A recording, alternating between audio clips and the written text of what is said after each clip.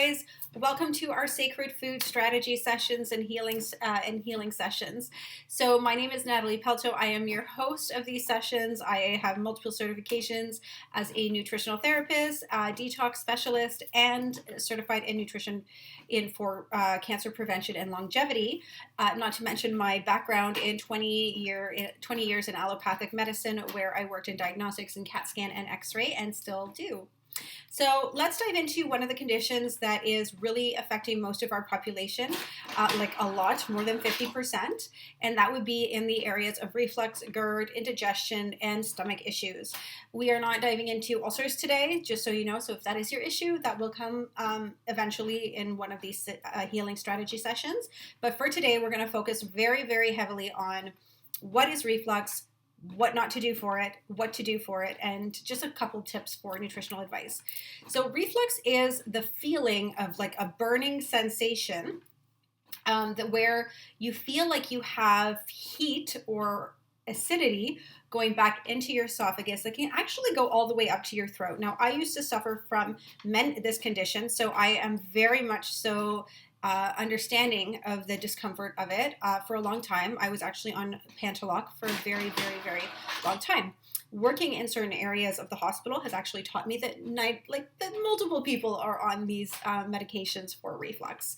Now, what causes reflux? Well, there are multiple things. So I'm going to start off by saying sometimes reflux is caused by certain medications that we take that actually tend to affect our stomach lining, and that is one of the things that can cause reflux. Most commonly, though, it is the lack of hydrochloric acid to digest the foods that are in there. Second to either having a depleted amount of enzymes to help break down the foods that we have. So I'm going to dive into this a little bit with the enzymes. So after we're 30, we actually start to lose the amount of enzymes that we produce. Every 10 years, we lose 1/3. So as you can imagine, that after 30, by the time you're 60, you are extremely depleted in this area. So what can we do? Well, when we look at how to support that aspect of digestion, enzymes are something that we actually can take externally, so we can actually buy supplementation as we get older for enzymes.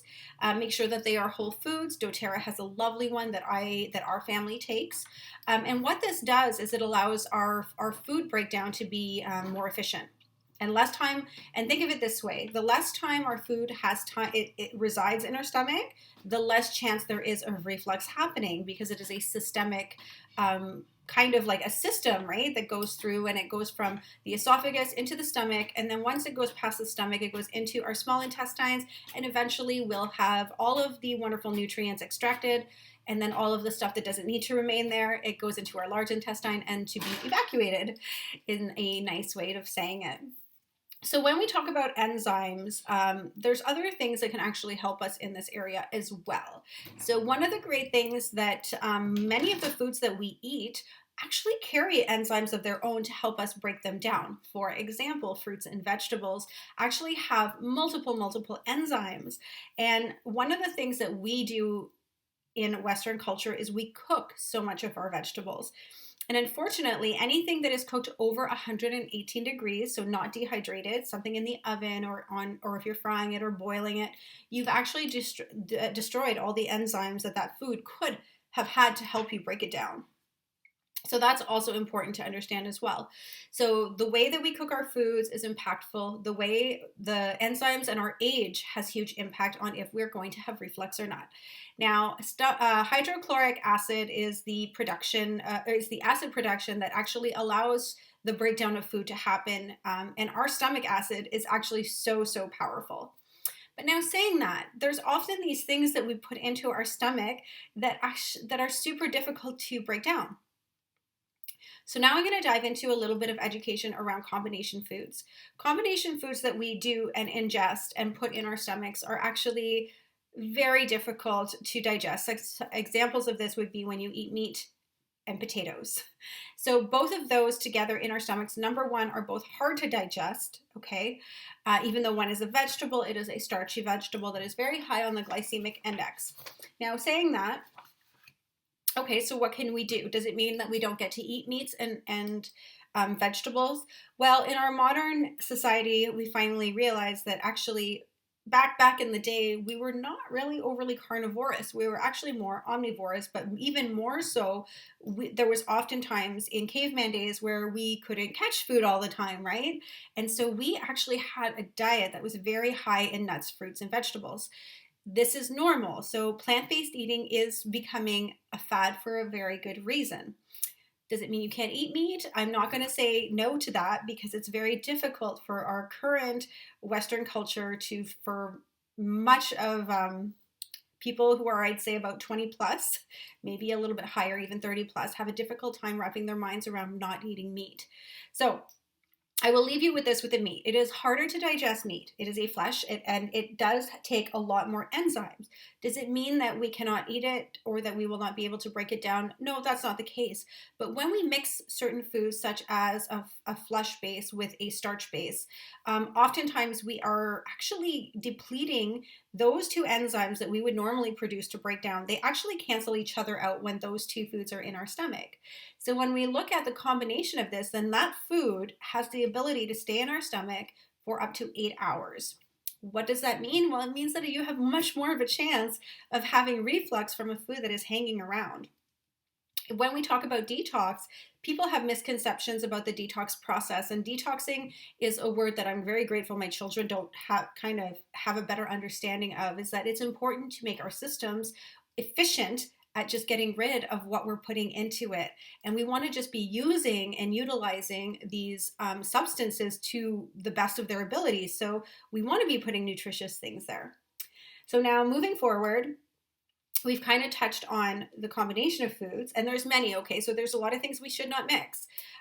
There's a lot of chat about when we eat a flesh food and we eat things like fruits. We have to understand that fruits, unfortunately, are super easy to digest and super supportive to the body. They're actually amazing. But the thing about fruits is that when we eat another food first, they will still digest, they will still break down quicker. And so if you have like an egg, or you have a piece of meat, or you have a starch, and then you eat a or a fruit, it will actually oftentimes sit at the top and ferment. And this can actually leave you open to having bacteria grow there. So just to be really clear, there are ways to eat your food. Now, does it mean that you can't eat any of those foods? No, absolutely not. You just have to kind of pick and choose times that are going to be most beneficial for eating food. Food is a science that people don't realize. We're brought up in a world where we just eat breakfast, lunch, and dinner. This is not the case of how we used to eat and how the system eats, or how animals eat as well. They eat things in very specific in nature, in very specific order. They are still in tune with this language. So let's dive into now what not to do for our reflux.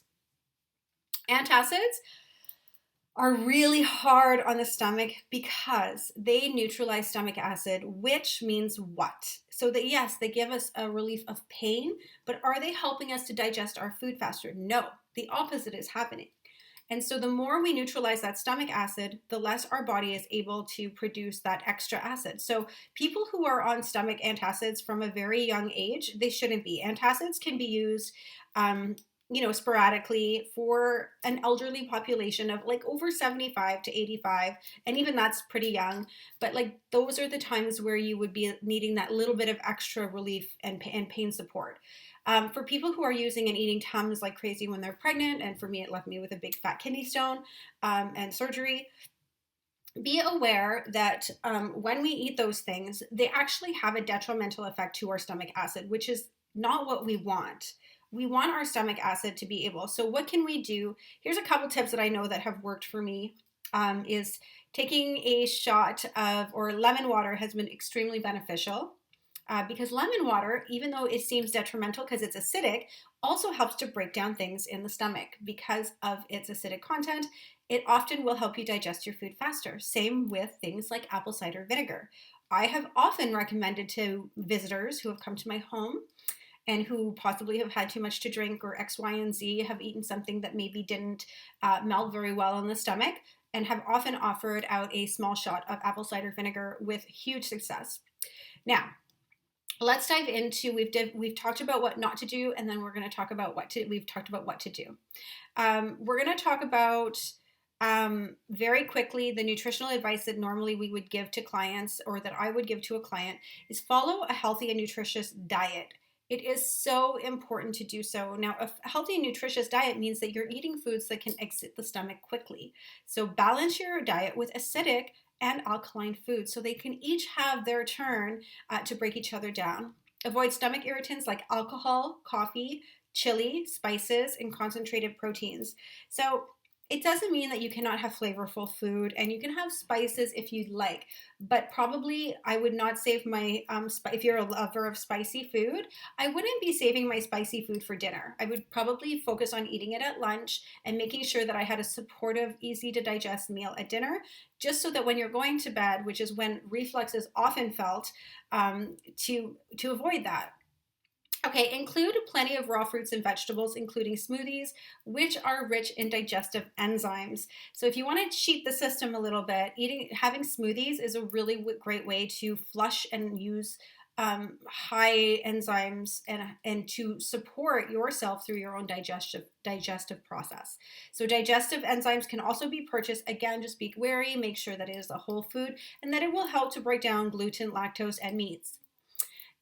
Sometimes if you are in an inflammation area that you actually have been suffering with this for years, it may not be difficult to have the SIBO conversation with your doctor, figuring out if maybe you do have a infection or bacterial overgrowth. My suggestion with that is don't always jump for the antibiotics straight away, although some doctors will recommend it. I'm not going against doctors' advice. What I'm saying, sometimes it's really great to start with a probiotic as well. Probiotics are extremely supportive to the digestive tract, not just in the small intestine, but also into the stomach area. So these are some pretty I kind of just bombarded you with lots of education on reflux, how to support it, what it is, and how to make sure that you can keep moving forward. Now, remember one thing, that it didn't take you like a year to or it didn't take you a day to all of a sudden develop reflux. This is something that happened over time. Healing takes time. So remember that if you follow some of the nutritional advice that I have offered, usually for myself, it only took about 6 months to really get relief from that. An essential oil that I love to use to help with reflux was the digestion oil, or in Canada it's called Zengest, or maybe it's the opposite. But that essential oil in 2 drops of that in a shot glass of water was extremely beneficial after every single meal while I was going through the process and when I replaced my antacids that I used to buy over the counter. I hope you find this helpful, and I will talk to you guys soon.